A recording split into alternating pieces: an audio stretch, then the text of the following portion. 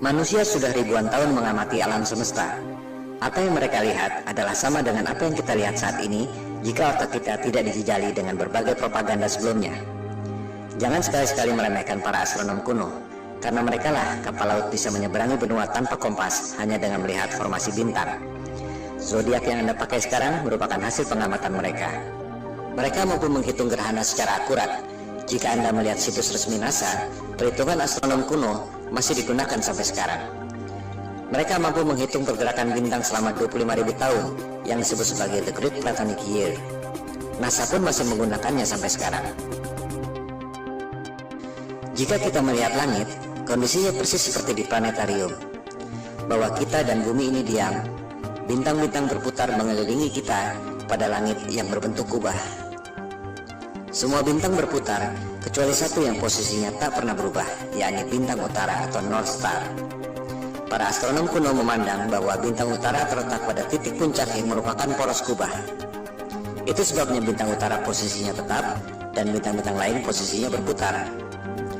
Kondisi bumi datar dengan langit berbentuk kubah merupakan kosmologi yang umum pada agama-agama besar di dunia.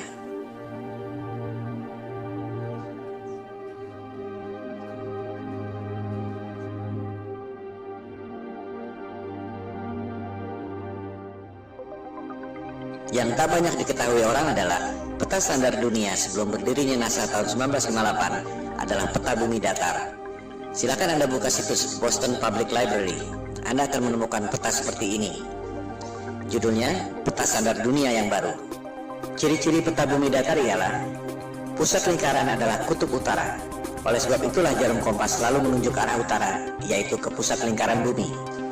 Posisinya persis di bawah bintang utara tempat semua bintang berputar, seperti yang telah dijelaskan tadi. Pulau-pulau dan benua-benua tersebar mengelilingi pusat lingkaran, yakni kutub utara. Sehingga, jika kita terbang dari barat ke timur, akan kembali ke tempat semula di barat, sesuai arah jarum kompas yang selalu menunjuk arah utara, yakni pusat lingkaran bumi. Bagian terluar adalah Antartika, tembok es yang mengelilingi bumi. Jika peta itu di zoom, tulisannya adalah lingkaran Antartika. Tak ada kutub selatan pada peta bumi datar. Antartika bukan benua, melainkan tembok es yang mengelilingi bumi. Boston Public Library itu masih menyimpan arsip peta-peta bumi datar yang merupakan peta standar dunia sebelum NASA didirikan tahun 1958. Antartika bukan benua. Jika di zoom, tulisannya Impassable Ice atau tembok es yang tak dapat dilewati. Kita akan membahas soal tembok es Antartika ini pada episode berikutnya. Juga akan dibahas bagaimana USGS, United States of Geological Survey, lembaga paling kredibel di bidang geologi dan ilmu bumi, membuat peta bumi bola berdasarkan peta bumi datar. Anda bisa cek sendiri di situs USGS. Pembuatan peta bumi datar menjadi bumi bola disebut azimuthal equidistant dengan menggunakan rumus matematika yang dibuat oleh Al-Biruni, cendekiawan Muslim 1000 tahun lalu.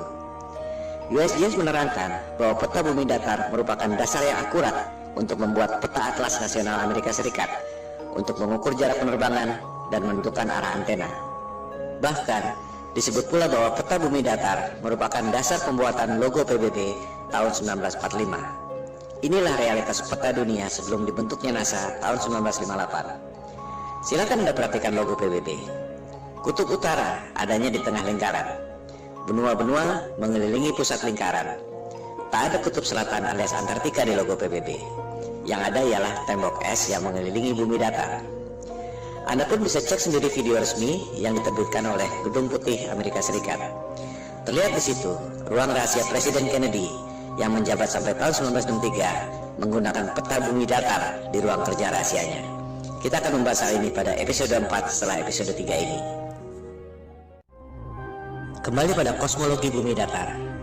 Teori bumi pusat alam semesta ini disebut geosentrik, menjadi bagian dari sains sejak dipaparkan oleh ilmuwan Yunani kuno Ptolemy. Ia menghitung dengan rumus matematika secara cermat tentang pergerakan benda-benda langit mengelilingi bumi. Perhitungan Ptolemy sangat akurat, sampai sekarang masih sering dibuatkan model komputernya.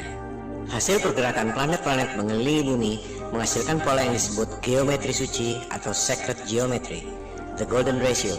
Ketika itu, manusia menempatkan scientia atau pengetahuan di bawah sapientia, divine wisdom. Demikian halnya dengan penerus Ptolemy, yakni cendekiawan Muslim Ibnu Sina. Ia mengemukakan tesis tentang langit ketujuh dan seterusnya sebagai lapisan kubah celestial atau kubah bumi itu. Dari pola pergerakan benda-benda langit seperti itu, kita tentu berpikir bahwa pasti ada kecerdasan ilahiyah, Tuhan yang Maha Kuasa, yang membuat ini semua. Bahwa ruh dan kecerdasan kita berasal dari atas, yaitu kecerdasan transendental. Hal itu yang tak diinginkan oleh sains modern yang mempropagandakan bahwa alam semesta terjadi secara acak atau random. Kecelakaan kosmik dalam galaksi mati yang tak bertuhan, di mana kecerdasan Anda berasal dari bawah, yaitu evolusi dari submolekul. Teori bumi mengelilingi matahari juga sudah ada sejak 2500 tahun lalu. Teori ini dikemukakan oleh penyembah dewa matahari, Martianus Capella. Sains barat menganggap teori bumi mengelilingi matahari dikemukakan oleh Copernicus, dilanjutkan oleh Galileo. Padahal Copernicus dalam bukunya mengatakan bahwa ia sangat dipengaruhi oleh Martianus Capella, tokoh pagan alias musyrik penyembah dewa matahari yang hidup 2000 tahun sebelumnya. Kebanyakan orang berpikir bahwa Galileo membuktikan teori bumi mengelilingi matahari, seolah Galileo dihukum oleh otoritas agama karena mengatakan kebenaran, bahwa agama adalah korup, saintis adalah pahlawan. Padahal yang terjadi justru sebaliknya. Silakan Anda cek buku The Genesis of Science yang sudah dirangkum pada Wikipedia. Otoritas agama memberi kesempatan pada Galileo untuk membuktikan teorinya. Justru Galileo yang gagal membuktikannya. Pembuktian saintifik yang gagal dilakukan oleh Galileo ini disebut stellar parallax, yang masih dilakukan orang sampai sekarang. Sederhananya seperti ini. Jika Anda berdiri di posisi A, melihat pucuk pohon C, akan terlihat bahwa pucuk pohon C itu seolah berada di depan tebing X. Jika Anda berdiri di posisi B, melihat pucuk pohon yang sama, akan terlihat bahwa pucuk pohon C itu seolah berada di depan tebing Y. Padahal sebenarnya pohon dan tebingnya tidak berubah. Yang berubah adalah posisi dan sudut pandang Anda. Analogi sederhana itu diterapkan pada sudut pandang kita lewat teleskop. Jika betul bumi berputar mengelilingi matahari dalam 12 bulan.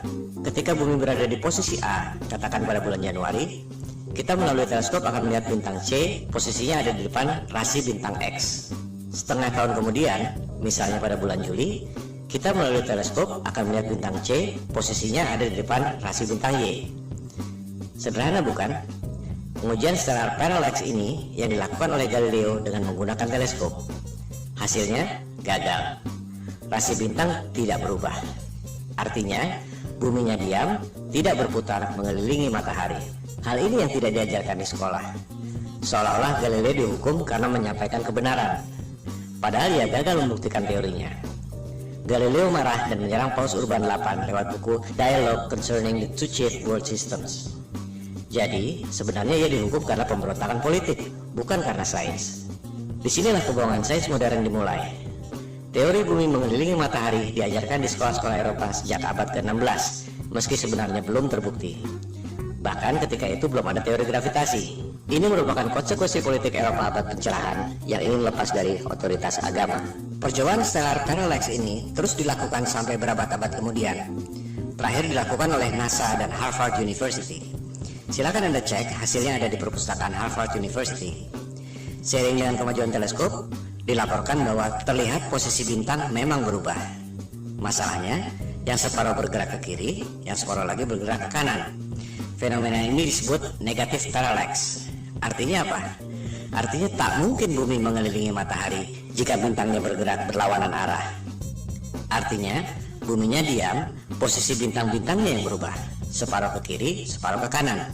Ini hanya mungkin terjadi jika kubah celestialnya, alias langitnya, ada berlapis. Seperti yang dikemukakan oleh Ibnu Sina tadi. Kesimpulannya, persepsi bahwa Galileo membuktikan teori bumi mengelilingi matahari adalah salah besar. Pertama, Galileo gagal membuktikan teorinya, di mana rasi bintang atau stellar parallax tidak berubah. Kedua, sampai zaman modern pun, NASA dan Harvard University tak berhasil membuktikan stellar parallax. Yang ada justru negatif parallax, separuh rasi ke kiri, separuh rasi ke kanan. Dengan demikian, terbukti bahwa teori bumi mengelilingi matahari yang dikemukakan oleh Copernicus dan Galileo yang diajarkan di sekolah-sekolah seluruh dunia dan merupakan indoktrinasi ke otak kita semua adalah kebohongan sains modern.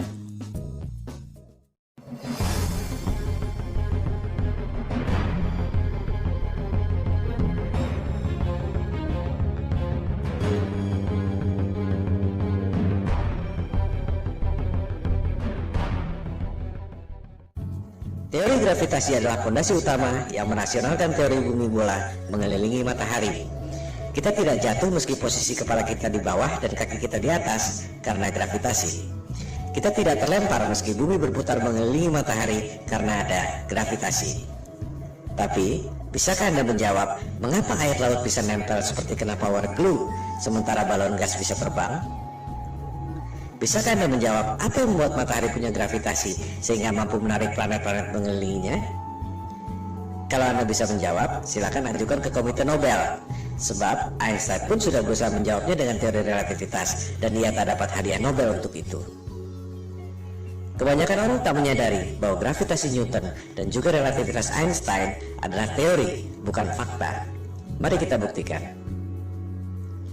Newton mengemukakan teori gravitasi tahun 1678 untuk merasionalkan teori bumi mengelilingi matahari yang terakhir dikemukakan oleh Galileo tahun 1615. Ketika itu, orang baru tahu ada medan magnet bumi lewat buku yang ditulis oleh William Gilbert berjudul The Magnet. Yang dimaksud The Magnet di sini adalah medan magnet bumi yang membuat jarum kompas selalu menunjuk arah utara. Gilbert mengatakan bahwa bumi ini seperti medan magnet raksasa. Lewat legenda apel jatuh ke kepala Newton, ia berasumsi dan berteori bahwa benda jatuh karena gaya tarik bumi. Persis seperti medan magnet membuat jarum kompas menunjuk arah utara.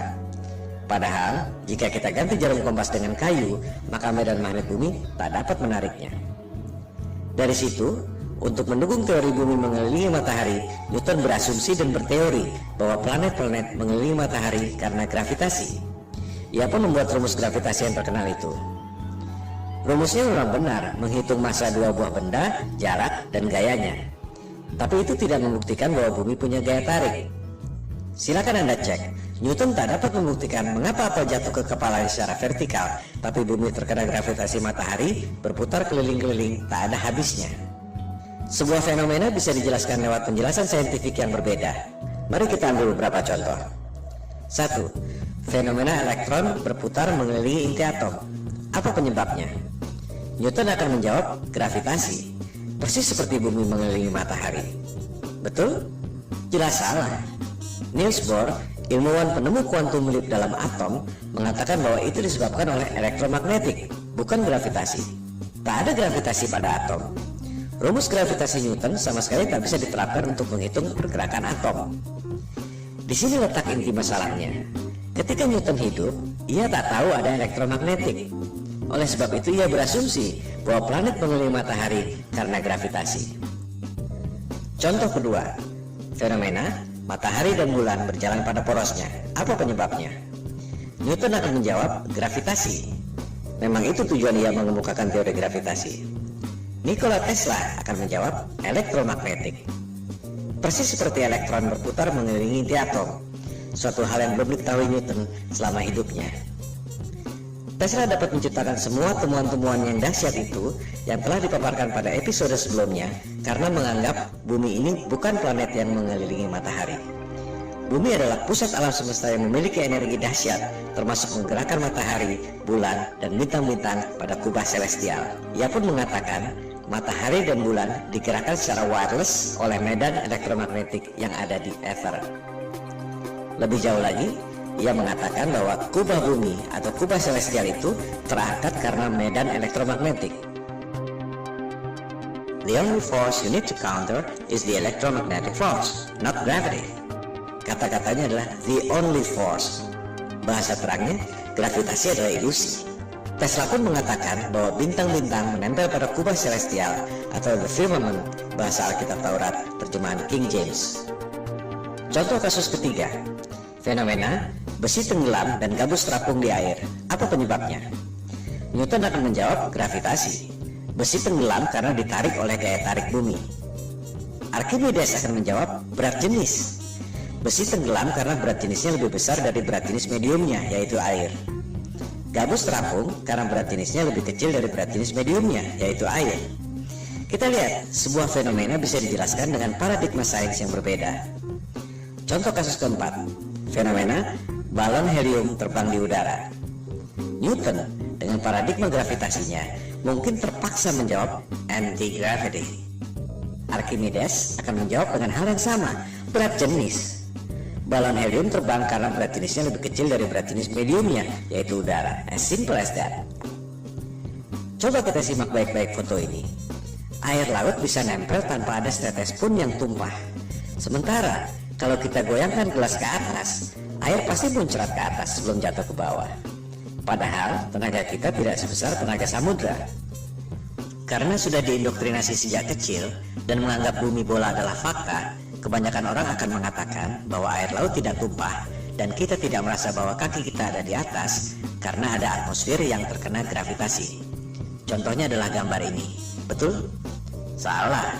Itu adalah gambar imajiner tentang medan magnet bumi. Banyak orang mengira gravitasi adalah medan magnet bumi, padahal bukan. Seperti dilihat pada gambar itu, ada jarum kompasnya. Artinya, itu adalah medan magnet bumi yang membuat kompas menunjuk arah utara, bukan gravitasi yang mampu menarik orang ataupun gajah. Gambar tentang gravitasi adalah seperti ini. Di situ tulisannya, gravitasi membuat semua yang ada di bumi ini stabil. Apakah itu gambar ilmiah? Jelas bukan. Kita juga bisa membuat gambar bumi berbentuk kotak, atau bisa juga kita bikin bumi berbentuk trapesium dengan klaim yang sama. Itu semua adalah gambar imajiner.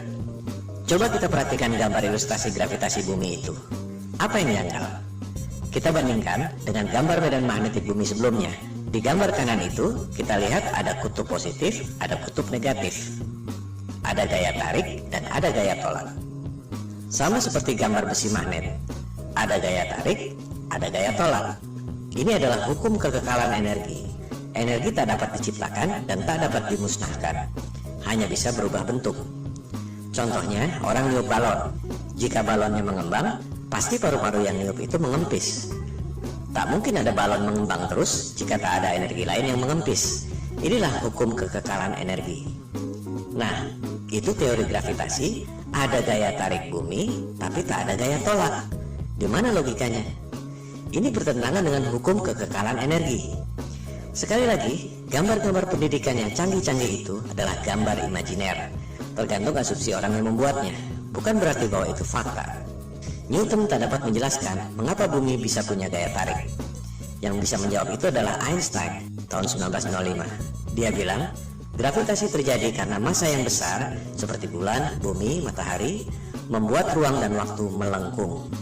Wow, sungguh ide yang brilian yang tak terpikirkan dalam imajinasi saintis manapun di dunia. Itu yang membuat Einstein seorang jenius yang lain dari yang lain. Sebuah teori yang sangat indah. Pertanyaannya, apakah teori itu betul? Itu cuma teori yang ada dalam tulisan dan gambar, tak pernah ada di alam nyata. Contohnya ini, orang mencoba menjelaskan teori relativitas Einstein, bagaimana ruang dan waktu melengkung, menciptakan gravitasi yang membuat planet-planet mengelilingi matahari.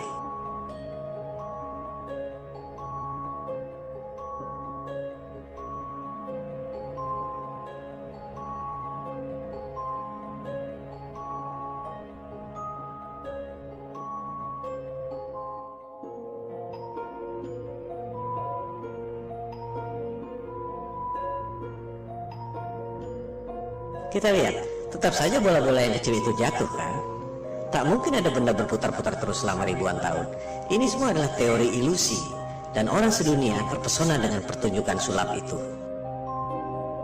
I hate to say this, but there's no such thing as the force of gravity. Well, I wish I didn't know that. Sorry, say that again, Marcus. There's no such thing as the force of gravity. Well, explain that. I can explain it with some maggots. That's why it took Einstein to realise, it took a genius to realise that there is no force, but all that's happening is the Earth is moving in a straight line, but of course a straight line, or the shortest distance between 2 points, in a kind of curved thing like this, is a circle. It's a circle. Sort of like using psychedelic drugs, say. Gravitasi adalah ilusi, yang nyata adalah elektromagnetik dan berat jenis. Mari kita buktikan.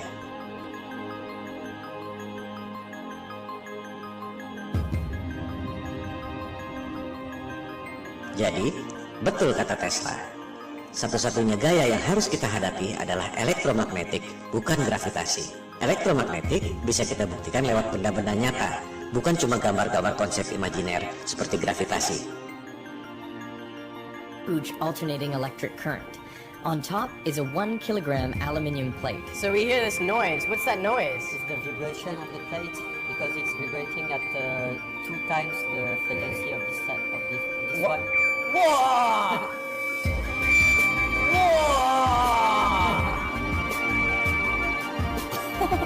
How does it do that? To find out, I've come to the place where it all started, the Royal Institution in London.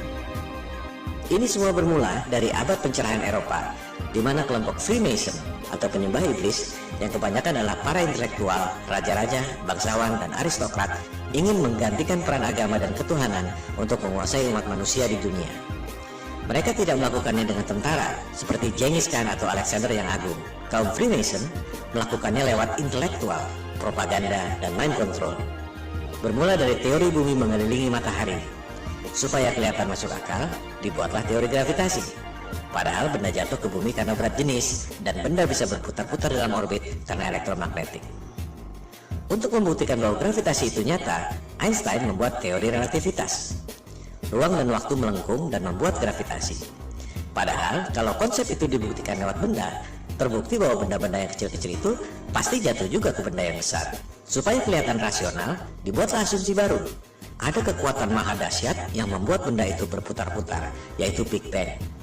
Apakah Big Bang itu fakta? Jelas bukan. Itu adalah teori. Bahkan di kalangan mereka sendiri pun, Einstein misalnya, tak percaya dengan Big Bang. Ia berpikir bahwa alam semesta ini steady state, tak ada awal, tak ada akhir. Big Bang dan gravitasi adalah Tuhan palsu sains modern. Semua pertanyaan yang tak terjawab dilemparkan pada dua hal itu. Media-media dan dunia pendidikan mempropagandakan teori Big Bang seolah fakta, lengkap dengan gambar-gambar canggih yang sebenarnya cuma imajiner. Berikut usia alam semesta 14 miliar tahun yang sebenarnya cuma perhitungan matematika berdasarkan asumsi. Oleh sebab itulah Tesla mengatakan, para saintis ini hanya menghitung matematika dari rumus ke rumus dan akhirnya menciptakan struktur yang tak ada hubungannya dengan realitas. Model alam semesta berdasarkan asumsi matematika itu, jika asumsi dasarnya salah, maka semuanya runtuh. Gravitasi adalah ilusi, yang nyata ialah elektromagnetik dan berat jenis. Oleh sebab itulah Goethe, intelektual terkenal dari Jerman, mengatakan bahwa gravitasi Newton itu adalah mistisisme sains. Newton menipu diri sendiri. Saya mengutuknya. Itu adalah kosmologi orang gila, kata Goethe.